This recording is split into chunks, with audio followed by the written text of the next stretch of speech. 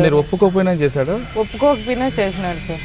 నాకు ఇష్టం లేదని చెప్పినా కూడా ఇష్టం లేకపోతే నేను డబ్బులు ఇచ్చినాను కదా, ఎందుకు ఇది కావు అని చెప్పి చేపించినారు సార్. అంటే ఢిల్లీలో ఒకసారి ఫస్ట్ టైం మీరు ఆ కస్టమర్ వేధింపులు తట్టుకోలేక, ఆ చెప్పిన గర్వాలి వాళ్ళకి బాధలు తట్టుకోలేక ఒప్పుకున్నారు. అంటే రోజుకి ఎంతమంది దగ్గర వెళ్ళాలి? రోజుకు ఇంతమంది అని ఇది లేదు సార్. ఒకరని లేదు, ఇద్దరని లేదు, ముగ్గురని లేదు, నలుగురని లేదు. వారు రేయం బొగులు అదే పని మీదనే ఉండాలి. మేమైతే అంటే ఒక మిషన్లా పనిచేస్తాం, ఒక మిషన్ మాదిరే పని చేస్తూనే ఉండాలి. నైట్ కూడా ఏం నిమ్మలం కూడా ఉండదు.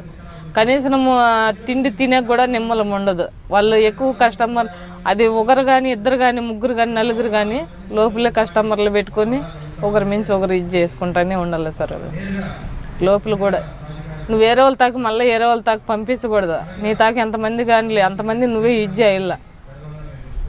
అట్లా టైంలో మేము ఇది చేసి కూడా మాకు పొద్దు గుంకెలకు మాకు నీరసం వచ్చినట్టు అయిపోతుంది, సుస్తు అయిపోతుంది.